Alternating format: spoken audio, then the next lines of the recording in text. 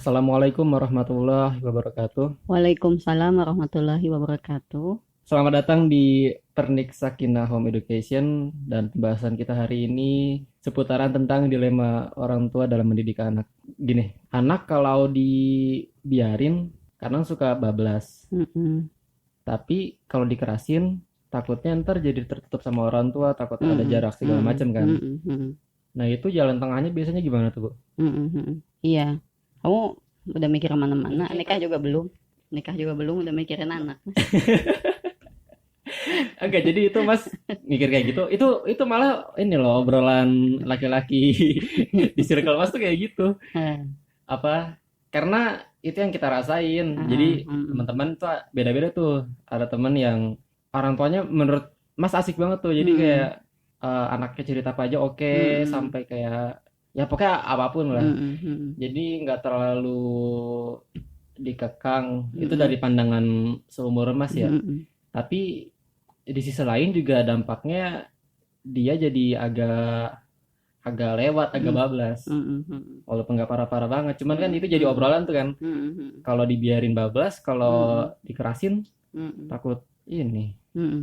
Iya, dengan nggak tahu ya berapa banyak sih orang tua yang belajar ngasuh gitu ya, pengasuhan, parenting.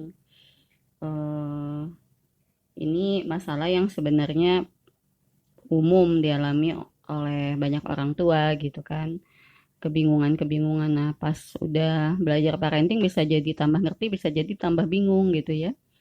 Kan banyak edukasi bahwa nggak boleh melakukan kekerasan kepada anak, tapi pas di rumah juga bingung gimana gitu kan kalau nggak dikerasin anaknya kok gimana bikin dia jeraknya gitu atau bikin kapok Bikin dari dia ngertinya gitu. kapok nggak melakukan lagi. Jadi kalau ibu cermati sih di sekolah ataupun di apa masyarakat gitu ya, mindset orang tua bahwa pas anaknya salah itu yang langsung kepikir tuh biasanya apa nih yang bisa bikin anak ini berhenti langsung gitu kan, berhenti langsung gitu. Nah, di situ banyak pilihan yang bisa diambil orang tua. Salah satunya akhirnya yang spontan dilakukan tuh kekerasan ya kepada anak, Hmm. apakah itu fisik, verbal mungkin ya, kata-kata gitu. Oh, kekerasan tuh bisa itu ya, bisa verbal apa Verbal, verbal juga. verbal. Itu verbal, fisik mungkin dia nahan fisik, tapi verbalnya nyakit misalnya. Ya itu yang real ya, yang jadi ibu kan memang terlibat di apa bidang pengasuhan tuh agak lama, tapi pertanyaan dari teman-teman gitu ya kalau ada yang konsul atau yang pernah baca tulisan ibu terus tanya-tanya wapri gitu masih seputar itu, ini gimana ya caranya biar nggak keras sama anak, gimana biar nggak nyubit mukul gitu tuh masih, oh masih begini ya, masih masih seputar ini gitu topiknya gitu ya, Hmm. sulit Tapi ternyata. bukannya kekerasan yang kayak gitu bisa kayak nyubit Hmm. mukul itu bukannya kayak nggak bertahan lama ya. Jadi misalnya kan ya orang tua bisa kayak gitu sampai anak umur berapa sih kan? Hmm, hmm, hmm, Kayak umur semas misalnya udah hmm, bisa ngelawan kali. hmm, hmm. Nah itu yang ibu sejak ibu menikah itu yang ibu bayangkan gitu. Kalau anak-anak kecil mungkin orang tua bisa apa aja gitu ya, Heeh. mau bentak kek, mau mukul, mau apa. Tapi nanti kalau anak yang tambah besar, tambah tinggi gitu kan, mungkin kalah secara fisik juga kan orang tua. Hmm.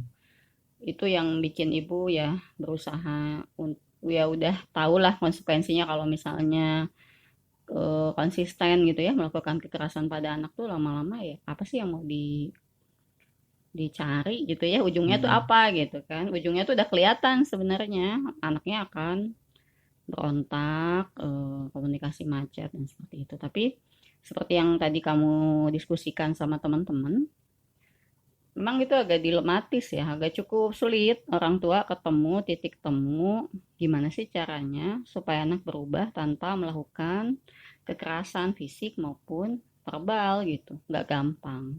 Hmm. Banyak banyak faktornya kenapa jadi nggak gampang. Pertama latar belakang masa kecil. Banyak yang pengalamannya memang seputar dikerasin waktu kecil. Jadi kalau ketemu masalah-masalah itu yang kepikiran ya seperti itulah mendidik anak tuh harus begitu gitu. Ada yang seperti itu untuk yang nggak mau belajar.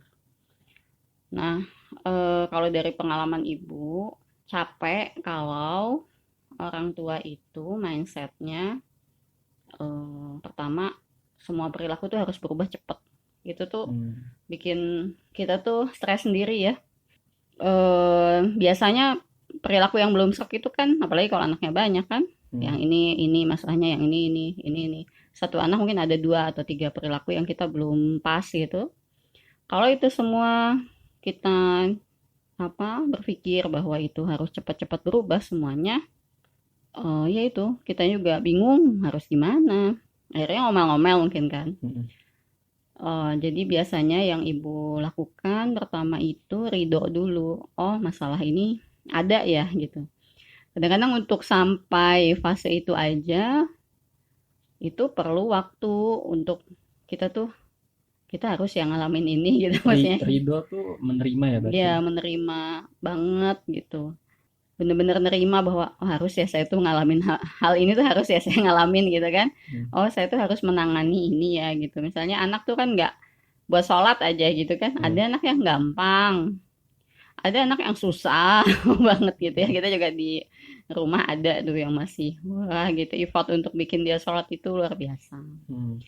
Berbagai cara gitu ya dilakukan. Sampai akhirnya ibu gini, mindsetnya anak itu kalau dia ada yang kita belum serap, bukan nggak boleh menasehati ya, cuman kayaknya kurang terlalu efektif kalau bentuknya tuh nasehatin. Ada banyak cara yang bisa kita lebih pilih, misalnya contoh.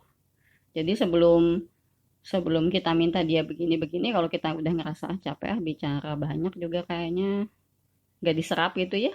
Hmm. Udahlah fokus ke diri sendiri aja, diri orang tua, karena biasanya sumber-sumber modelnya ya dari orang tua juga ya. Jadi orang tua itu perlu perlu lapang hati untuk evaluasi kira-kira di dalam diri ini apa yang salah ya, apa yang belum oke, apa yang belum bagus. Oh itu deh yang diperbaiki dulu gitu. Terus yang kedua, eh kita mikirnya bantu nih anak ini harus dibantu gimana ya caranya gitu. Beda kalau kita punya sudut pandang anak ini harus dibantu gitu, bukan cuman diperintah gitu kan. Ayo sholat, ayo sholat. Yang pertama bantuin dia biar bangunnya enak gimana ya Bedanya gitu. ngebantu sama merintah tuh gimana tuh? Kalau merintah tuh cuman satu arah aja, ayo sholat gitu. Kita nggak mau tahu, pokoknya kamu harus sholat cepetan gitu Oh, kan. Kalau dibantu tuh dia kita kenapa yang gitu. mikirin caranya biar dia bisa sholat. Gimana ya caranya dia pertama misalnya subuh ya. Hmm. Gimana ya biar dia lebih nyaman gitu kan. Lebih siap bangun pas azan. Pas azan tuh dia udah siap tuh gimana ya caranya. Oh, ya udah dari 10 menit atau 15 menit sebelum azan udah Colek-colek. colek-colek, udah diusap-usap, udah bisik-bisik gitu. Terus eh kalau kemarin tuh yang ibu lakukan gitu ya dan cukup berhasil 2 hari gitu. Berarti berhasilnya juga baru 2 hari ya? Ini mah yang perilaku ini ya, kalau perilaku-perilaku lain sih udah banyak sih Iya. yang sifatnya membantu itu lebih efektif.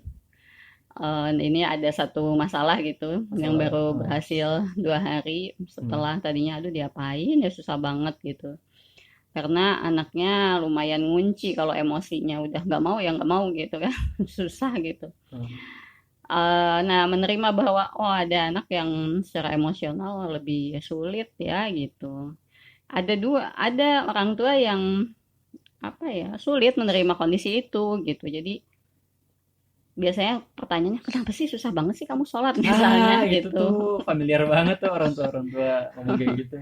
Jadi ibu suka discuss aja sih ya, discuss gitu. Udah jangan tanya kenapa terus. Ya udah pastilah ada sebabnya gitu maksudnya. Kayak sholat aja susah gitu ya. Kenapa sih susah banget? Ya kenapa? Ya Iya. anak juga bingung kali ya kalau Iya ditanya bener gitu gitu. bener. Ya kenapa ya aku nggak tahu. Pokoknya aku nggak mau gitu kan. Heeh. Atau ya nggak tahu gitu. Kenapa sih susah banget bangun? Ya mungkin dia juga bingung gitu kan. Baru riap-riap gitu kan. Terus kita udah omelin. Kenapa sih susah banget? Kenapa sih? Pertanyaan kenapa untuk satu perilaku salah anak tuh kayaknya emang ini banget ya. Menurut gue sih nggak banyak manfaatnya. Itu cuman buat Pelampiasan hmm, emosi aja sih itu. buat buat kita aja gitu kan Heeh. merasa ini. Makanya penting banget emang dewasa ya. Dewasa itu bisa agak ngerem. Jadi kalau misalnya kita lagi kesel tuh mendingan udah dulu deh, ngapain dulu deh gitu. Nggak langsung kalau masalah itu ditongkrongin, kita ada masalah tuh kita di situ aja terus gitu ya. Itu kita ya bakal terus ngacaprak ngomel gitu. Mendingan jauh-jauh dulu lah gitu. Nah, tapi ada satu anak nih yang ibu merasa ibu terlalu jauhnya, terlalu lama gitu. Sampai akhirnya menyadari bahwa oh ini nggak bisa begini. Maksudnya tadinya coba deh mungkin dia bisa ini sendiri, tapi udah nggak mungkin kan. Terus akhirnya ya udah ini harus dibantu ya gimana gitu. Ibu pikir-pikir, nah mikirnya ini kadang lama ya, maksudnya perlu waktu. Nah ini juga dalam situasi berkeluarga itu perlu kesabaran pasangan gitu kan. Hmm. Untuk nunggu, untuk ngasih ruang kita untuk berpikir dan juga perlu keterampilan kita menjelaskan ke pasangan bahwa tunggu ya sabar ini dipikirin dulu gitu apa caranya gitu kan. Ini perlu ada kematangan bersama gitu yang jadi jangan sampai ayah ibu atau orang tua itu malah jadi berantem karena anak gitu ya, dan ini tuh sering banyak ya, cukup banyak, cukup stressful juga. Ibu sering dengar apa cerita atau ada yang konsul bahwa ngerasa capek itu karena udah harus mikirin perubahan perilaku anaknya sendirian, suaminya juga tetap keras dengan pedoman agama yang tidak hikmah gitu ya menyampaikan ke anaknya, jadi ya itu jadi sumber konflik sendiri. Nah bantuan itu kayak gini misalnya, kalau yang inilah yang lagi fresh gitu ya yang lagi dilakukan, ini anak susah bangun gimana ya, ya kita lihat dia senangnya apa ya gitu. Ibu lihat dia lagi senang gambar kan, lagi senang banget gambar, dia ibu bisik-bisikin, ayo bangun nanti ibu liatin tutorial gambar gaun gitu. Oh, gitu ya. Eh, dia kan ini apa tuh ya kan Nah, sesuatu yang bagus baru udah gitu kan. apa bikin bikin moodnya bagus dulu berarti ya. Apa nih gitu kan, sesuatu yang baru kan gitu kan, Hmm. dia nggak, terus pas dilihat ini, lihat coba lihat tuh, itu juga nggak langsung ini, coba lihat gitu. Oh habis itu dia ini oh gitu kan, udah dia mau bangun sholat udah. Terus yang penting juga ada struktur yang jelas gitu, ada rutinitas yang jelas, itu lebih mudah memang buat anak ya, kayak Hmm. eh, jadi bangun, wudhu, sholat, habis itu mandi gitu. Itu, dan itu harus ibu contohin konsisten gitu kan. Jadi sebelum kita ngasih bantuan sama anak juga kitanya harus prepare. Kita mau bangun jam berapa? Misalnya kalau misalnya oh ini pagi ibu harus begini-begini, berarti ibunya harus startnya dari jam berapa gitu kan. Biar bisa start dari jam segitu, ibu tidurnya harus jam berapa gitu.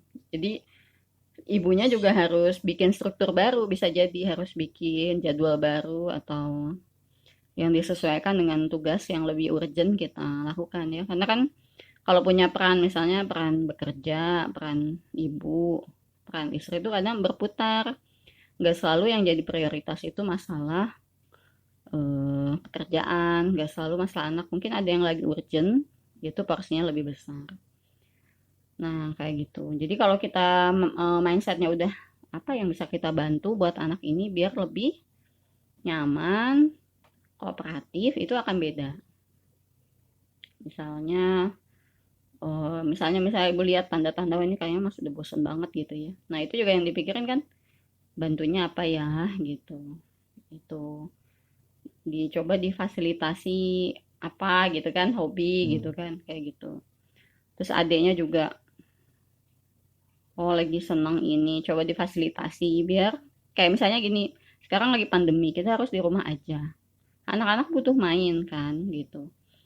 Bantuannya apa ya ke anak-anak ini biar nggak bosen gitu kan, yang kecil-kecil ini juga apa perlu difasilitasi gitu. Kalau misalnya rezekinya masih mencukupi, ya difasilitasi mainan-mainan mikro, mainan-mainan yang kecil apa maksudnya mainan-mainan untuk di dalam rumah gitu. Kayak tadinya kan memang sempat kepikiran beli misalnya sepeda misalnya ya, perlu pikir-pikir main di luar udah aman belum ya gitu kan. Tapi anak ini perlu main, ya udah kita cari mainan yang bisa bikin betah di rumah. Kayak gitu itu bantuan. bukan gini, jadi nggak, jangan jangan main udah jangan main keluar rumah misalnya gitu ya, kita ada perintah gitu, tapi kita juga nggak bantu mereka gimana biar betah gitu, kayak gitu. Itu cara ketemu titik temu gimana biar tetap asik tapi tetap bisa Mengontrol. mengarahkan gitu. Anak tuh tetap perlu ada batasnya. Dan kita juga pas mau memfasilitasi kita juga mikir kita bisa ngasih batasnya nggak nanti. Misalnya kemarin tuh karena lihat dia seneng gambar, udah pengen beliin yang tablet sketch buat Iya, yang bisa sketsa gitu ya. Cuman dipikir lah nanti gambarnya bentar. setengah jam, nontonnya Terus. 3 jam. Tar dulu lah gitu. Hmm. Jadi orang tuh harus memikirkan fasilitas apa yang tepat gitu kan, yang memang efektif untuk bantu, jangan sampai bikin masalah baru gitu. Hmm. Misalnya pengen anak anteng, ya udah deh beliin HP misalnya anteng, tapi ada masalah baru nggak gitu, kayak gitu. Ya apa sih yang paling simpel sih yang diingat, nasehat itu nggak cukup. Dan ini tuh berlaku bukan cuman anak, remaja, orang dewasa juga sama sih sebenarnya. Jadi kayak misalnya di sekolah ya, misalnya orang tua ngeluh ini, oh apa, Ini nggak apa-apa nih bawa sekolah. ini aja maksudnya umum gitu ya, Hmm. apa fenomena umum lah, misalnya orang tua ibu lihat nih di medsos kan banyak keluhan PR terlalu banyak misalnya ya, tugas gitu dan lain-lain lah keluhan orang tua. Nah tergantung sekolahnya, walaupun SKB Menteri baru udah keluar untuk relaksasi kurikulum, relaksasi penilaian, untuk penyederhanaan ya kurikulum, pengurangan pengurangan target, semua tuh udah ada, udah dibolehkan gitu. Cuman nggak semua sekolah mudah menyerap itu. Orang tua ngeluh.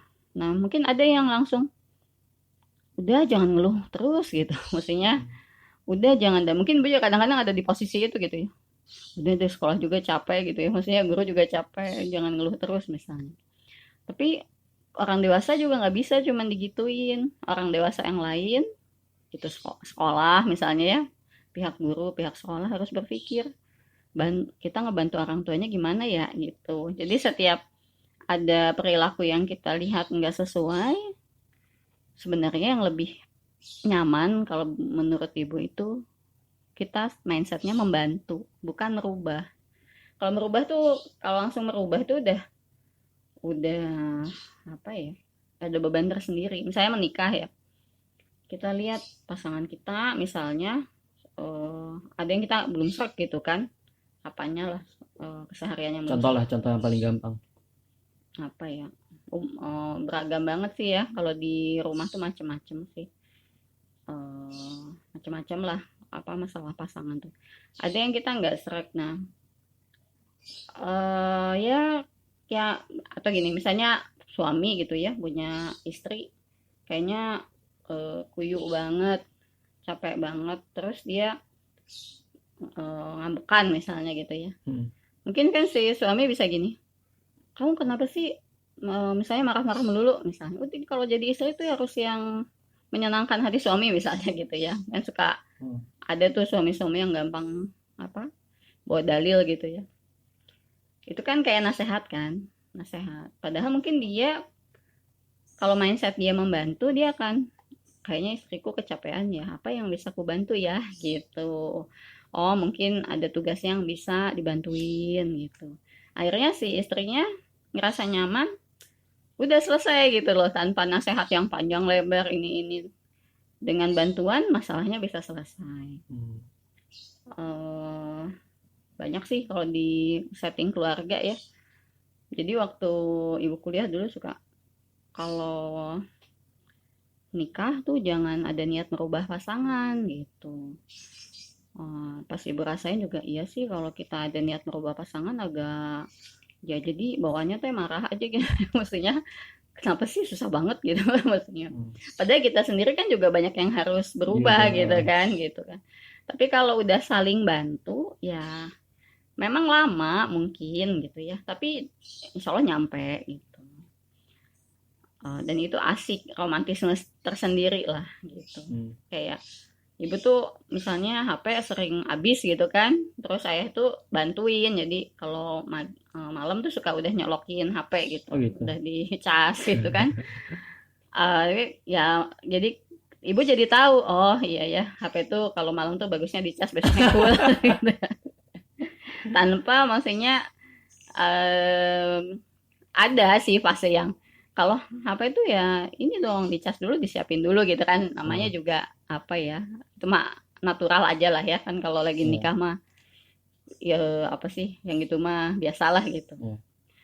Tapi membantu itu lebih kena sebenarnya, lebih Lebih kita tuh lebih efisien ya. ngerti gitu. Lebih ngerti, oh ya nanti besok besoknya kita nyadar sendiri gitu maksudnya ini, oh ya gitu, kayak gitu. Jadi sama sih Bu, lihat ke anak, ke remaja apalagi ya. Misalnya ada anak eh, ada kesulitan akademik gitu.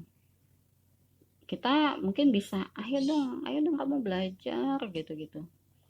Tapi kayaknya lebih tepat apa ya, ya dibantu gimana ya? Oh, mungkin disiapin tempat belajarnya. Misalnya ini kan lagi belajar di rumah ya. Ya. Gimana ya biar tempat belajarnya lebih enak? Gimana ya biar minimal buku pelajarannya dia nggak bingung nyari kemana gitu. Hmm. Minimal nggak nyecer-nyecer misalnya. Jadi, nah karena seorang ibu tuh harus mikirin seperti itu, eh apa? Bisa jadi si ibunya yang pusing, maksudnya harus mikirin ini, mikirin itu, mikirin ini, mikirin itu ya. Apalagi anaknya banyak dan Ah, satu anak pun nggak, misalnya masalahnya nggak cuma itu doang gitu kan.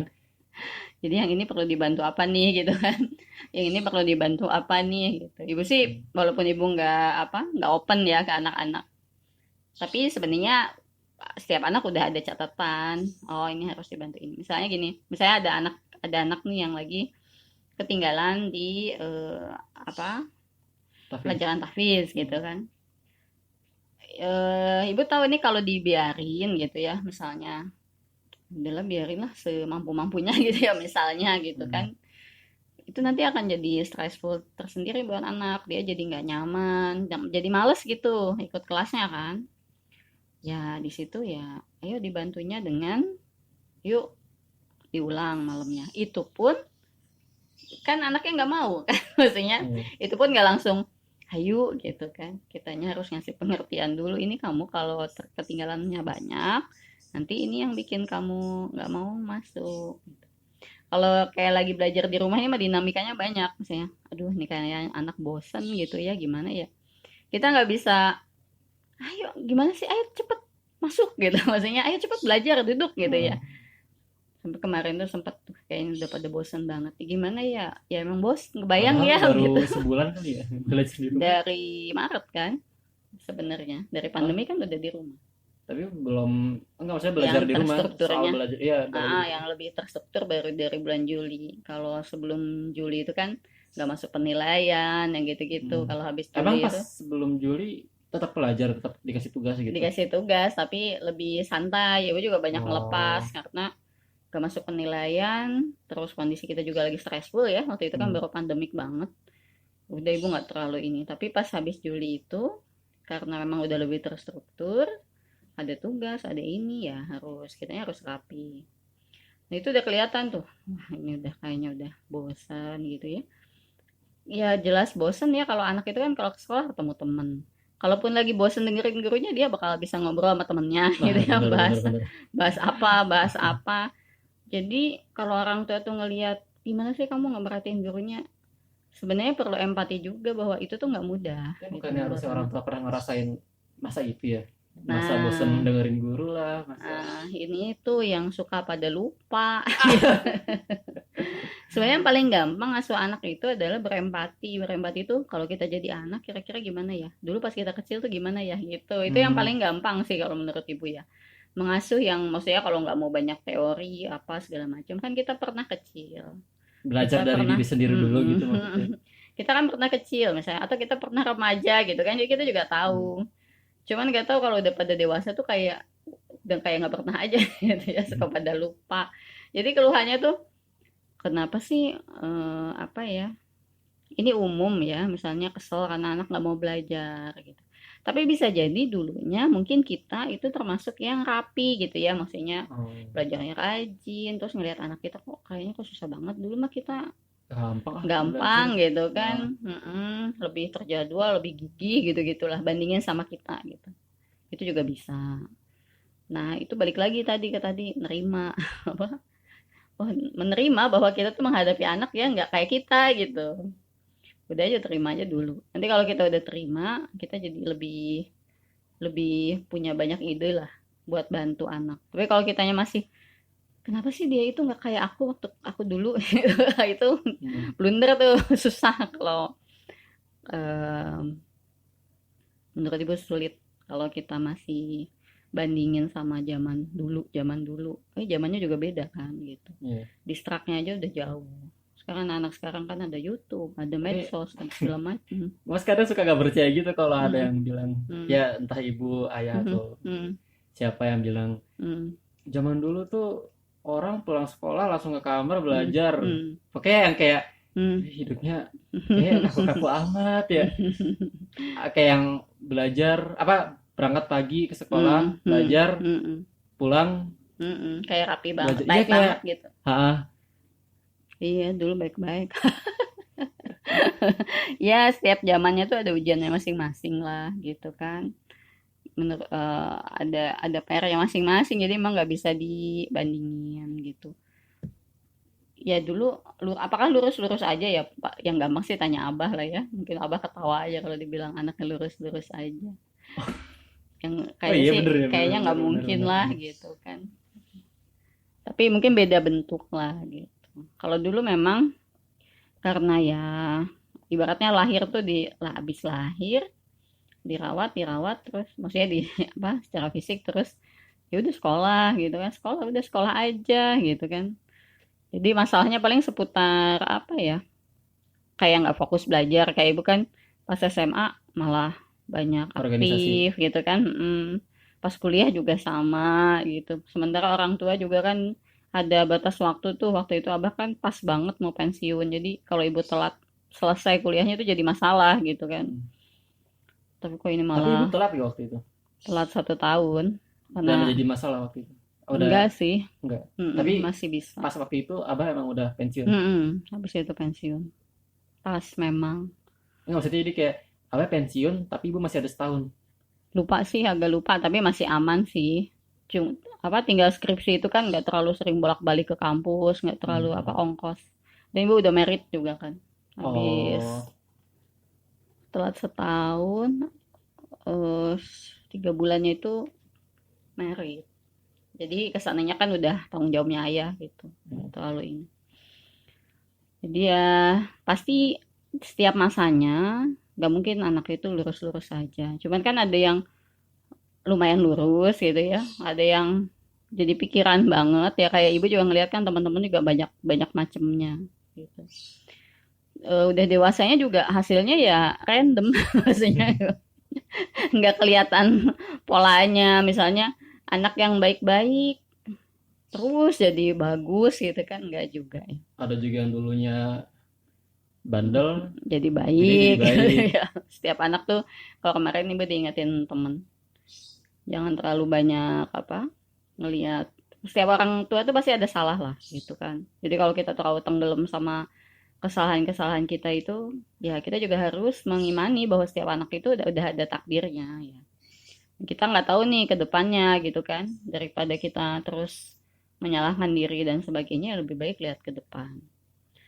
Kayak gitu. Jadi buat tadi kalau misalnya diskusinya gimana ya, dikerasin nanti takut bener itu mah.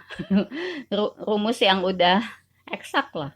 Kalau anak dikerasin, dua kemungkinannya dia takut, terus nanti nggak mau cerita.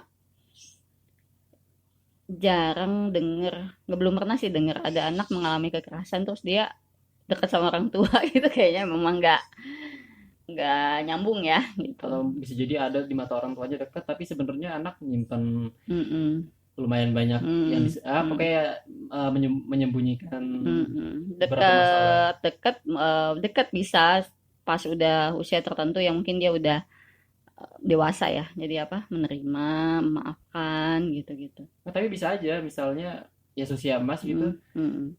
di mata orang tuanya dia tetap berbakti kok, Oh tetap gitu. aman-aman aja kok, Mm, deket misal tiap pagi masih ngobrol mm, aman, mm, nggak yang mm, mungkin kan orang mm, mikirnya kalau digituin ntar mm, kata mm. orang-orang bakal sering kunci Oh iya, pintu di kamar, kabur ya gitu dia ya. sering kabur. Mm, Ada juga yang nggak separah itu, tapi mm, dibaliknya mm, dibalik dia mm, kayak mm, gitu tuh sebenarnya ada masalah yang mm, ditutupin. mm, mm, mm. Iya, bisa jadi.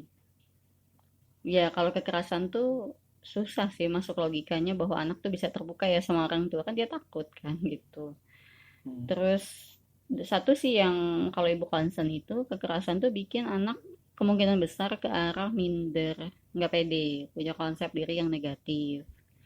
Nah kalau anak udah punya konsep diri negatif, ini larinya kemana-mana, bisa ke bohong, bisa ke sensitif, cepat marah, kalau dikasih masukan cepat marah gitu, karena dia insecure ya, ngerasa nggak aman gitu, ngerasa apa, ya kalau orang yang pede dikasih masukan tuh dia santai aja karena dia ngerasa ya dia punya banyak kelebihan jadi disenggol dikit satu colekan atau apa mah nggak bikin dia jatuh gitu. Tapi kalau anak orang apa kalau dia nggak pedean sedikit aja dia bisa sensitif gitu lah, lebih Hmm. sensitif. Dan itu ibu ngalamin lah fase-fase pas misalnya ibu lagi masih mindernya parah itu ya kayak gitu. eh Agak susah, agak takut. Pokoknya kalau udah ada yang komen, misalnya soal pekerjaan atau apa, itu langsung kepikiran gitu. Ada ketakutan tersendiri. Nah itu nanti bahasannya yang sesi yang lain gitu ya. Eh, Jadi kalau kekerasan itu kayak ilustrasinya kayak kita nancepin paku di hati anak, terus kita berhenti, kita cabut gitu. Ya udah ada lobang, udah berdarah juga. Misalnya kekerasan verbal mah kan gak main fisik ya, hmm. yang bikin sakit hati satu, sakit hati dua, sakit hati tiga, terus dia bawa-bawa tuh luka itu, dia belum sempat obatin dia bawa-bawa, dia merit, ya nanti nyambung lagi pas merit, punya anak Tapi nyambung lagi. luka itu bisa ditutup, Bisa, bisa disembuhin. bisa, makanya tadi Disembuhinnya harus sama orang yang bikin luka itu, enggak bisa, atau bisa kita diri bisa sendiri. healing, bisa kitanya sendiri bisa. Oh, Kalau kita ingin lepas dari apa rantai kekerasan bisa, kita bisa karena manusia tuh berdaya.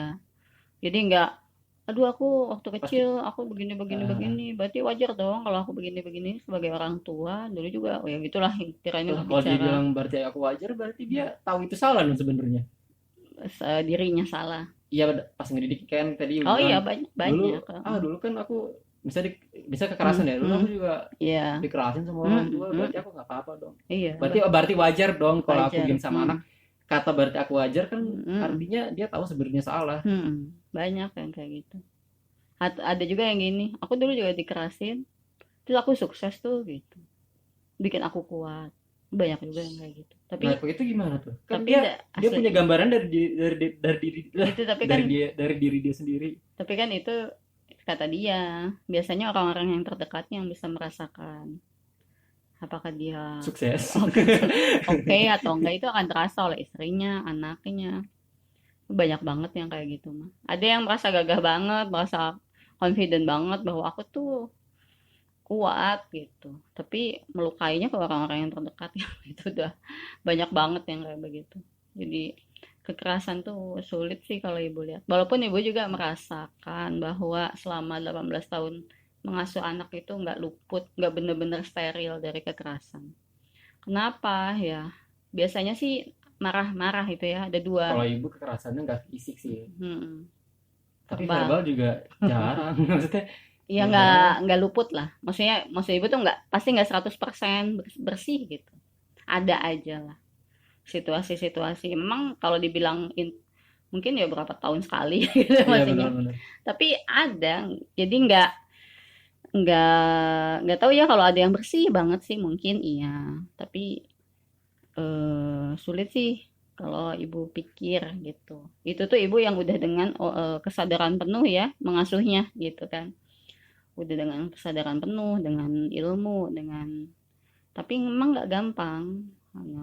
Kesadarannya tuh harus full banget gitu supaya bisa lepas dari kekerasan. Pertama sih yang suka ibu bayangin mah itu, oke pas kecil, oke pas kecil apa bisa kita ya, bisa bebas lah mau ngapain. Tapi sampai umur berapa gitu dia anak kita oke-oke aja. Nanti fisik dia lebih kuat, kita semakin tua gitu kan, semakin lemah. Itu aja ibu ngebayangin itu tuh dari anak-anak kecil, udah ibu bayang-bayangin. Kenapa? Ya supaya kita kuat niatnya gitu. Kalau nggak tahu, jadi apa? Kita tuh harus bisa bayangin ujungnya gitu, supaya kita tuh kuat motivasinya. Termasuk ngasuh anak.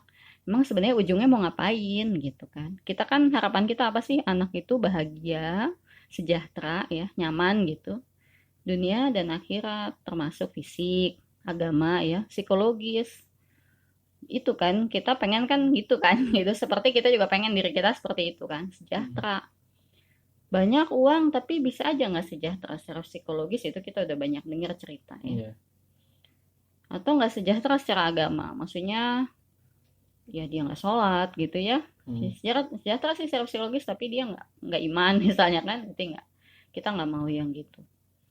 Nah, kalau kita udah mikir ya udah lihat ujungnya gitu ya, udah lihat bidik, udah lihat ujungnya gitu kayak tali gitu, kita tinggal ngerunut ke belakang, kita mau ngapain sekarang gitu kan. Ya udah, nih anak jangankan bicara usia berapa ya, dari 2 tahun aja kan udah ngeselin anak mbak. 2 tahun pertama mungkin lucu kan gitu kan, nurut kan, cuma nyusuin gitulah mekanis ya. 2 tahun ke atas mulai Nah, dua rewel-rewel. tahun kan mulai nggak mau ini, susah itu, susah Ngambek, ini, gitu ngambek. ngambek gitu kan. Dan dengan karakternya masing-masing Iya. kan gitu. Jadi itunya kita harus kuatnya di situ. Kekerasan itu nggak tahu ya, ibu sih nggak bisa. Nah, cuman yang jadi masalah orang yang tidak mau melakukan kekerasan biasanya difikirnya adalah membebaskan anak gitu. Jadi karena mungkin ada orang yang berpikir nggak mungkin tidak melakukan kekerasan kalau pengen anaknya bener, gimana ya.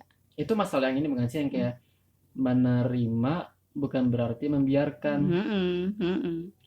Orang tuh masih sulit bedain gitu. Menerima Heeh. teh apa sih Kan gitu. psikolog-psikolog pasti kalau ada Mm. ada masalah pasti yang pertama tuh harus kita tadi itu kan Acceptance. ridho Mm, menerima. mm. Terus Terima dulu masalahnya. apakah menerima itu berarti membiarkan kan enggak Mm, juga. mm. Jadi kayak menerima salah terus apa terus diem gitu kan? Enggak gitu. Mungkin itu masih terlalu abstrak untuk yang belum pernah nyoba meraktekin kali ya, mungkin gitu ya. Menerima tuh apa sih? Ini penerimaan itu bab yang sangat berkesan buat ibu tuh, dulu ada buku pengasuhan tuh satu subbabnya itu tentang menerima. Jadi ibu juga tahu bahwa tentang menerima masalah itu dari buku itu. Pertama, oh gitu ya. Kita tuh harus nerima masalahnya dulu, oke gitu. Disitulah pentingnya ilmu ya, maksudnya mungkin waktu anak-anak balita, kalau pas anak balita itu ibu nggak baca buku pengasuhan anak balita itu juga nggak tahu gitu konsep-konsep itu. Oh, harus menerima dulu. Eh, nah itu ada yang nggak mungkin kita tuh kalau nggak keras kita nggak akan bisa ngarahin anak gitu, juga ada yang kayak gitu. Atau anak ada salah, mungkin awalnya oke lah ngikut gitu ya, ngikut pola, iya kita nggak keras sama anak. Tapi satu titik tertentu ternyata kelihatan anaknya ada perilaku yang luar biasa gitu, bikin terkejut misalnya. Terus langsung panik gitu. Wah ini ternyata bablas misalnya gitu kan. Ternyata bablas. Nah itu sih balik lagi, kalau yang ibu pernah rasain, balik lagi harus nerima lagi. Nggak bisa langsung panik terus, aduh gimana ya, aduh gimana gitu. Tapi kita tetap nangis mah iya gitu kan, konsul iya. Ini ya sampai kita sampai titik tertentu, oh ya udah, oke kita harus nanganin ini gitu. Kayak gitu. Jadi insya Allah orang yang benar-benar tahu konsep menerima itu dengan benar, dia tidak dalam konteks membiarkan gitu. Itu tuh satu step pertama. Step keduanya adalah memikirkan gimana ya cara merubah perilakunya. Di situ kita belajar banyak. Motivasi anaknya apa ya? Tapi itu ya bagusnya sih nggak pakai nanya ke anak kenapa sih gitu. Kalau kenapa tuh bener bingung deh. Buat anak yang ibu pikir-pikir ya. Maksudnya ibu juga sering kan mungkin kenapa sih kamu tuh gitu misalnya atau apa. Hmm. Tapi pas ibu akhir-akhir ini sih banyak kayaknya itu benar-benar pertanyaan yang tidak apa ya agak agak sulit untuk dijawab gitu. Mungkin kitanya baiknya yang cari tahu terus merefleksikan misalnya anak kelihatan polanya bohong ya. Kalau kita tanya, Bu pernah ditanya gitu, anaknya masih kecil tapi sering banget bohong gitu. Alih-alih dia tanya kenapa sih kamu tuh bohong, kayaknya untuk anak 8 tahun, 7 tahun tuh kayaknya bingung ya. Kenapa ya? Gitu kan? Mendingan orang tuanya yang cari tahu gitu. Kira-kira kalau bohong tuh sebabnya apa aja ya? Pertama, oh dia takut. Kita kan yang evaluasi. Oh, apa aku terlalu keras ya gitu sampai dia takut. Terus yang kedua, oh mungkin dia nggak pede. Nah yang nggak pede ini yang jarang diketahui. Mungkin masih nggak banyak yang tahu bahwa bohong itu bisa dari nggak pede, dari konsep diri yang negatif. Oh gitu ya, kenapa ya? Oh ternyata kurang apresiasi dan sebagainya. Gitu. Itu juga dari 5 anak itu, ya dipelajari kan. Ini kenapa perilaku yang muncul begini. Sebabnya nyari sendiri. Maksudnya apa? Berpikir gitu. Jadi seorang ibu itu, kalau ayah makan namanya ayah ya, dengan beban menafkahi itu sebenarnya emang itu tuh udah beban besar ya, apalagi di tengah pandemik ini. Jadi eh, mungkin nggak semua berkesempatan untuk betul-betul mikirin detail gitu. Tugas ibu yang mudah-mudahan masih banyak ibu yang punya apa? Sekarang tuh banyak banget sih Tapi menurut dinamikanya. Mas gak bisa gitu deh. Iya, Nggak bisa. sekarang tuh ibu-ibu tuh gini, kan banyak tuh kajian ayah itu harus ada. Itunya benar. Cuman untuk ada kondisi-kondisi yang misalnya ada yang LDR, ada yang emang padat banget kerjanya, ada. Jadi pas harus begini, ada yang malah jadi tertekan juga tuh ibu-ibunya gitu.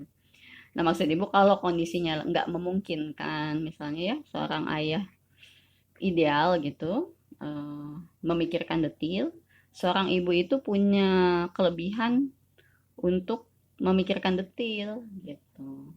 Memang punya punya punya ruang yang lebih banyak. Kenapa? Kalau ibu-ibu tuh udah biasa multitasking gitu. Lagi ngerjain ini dia bisa mikirin ini.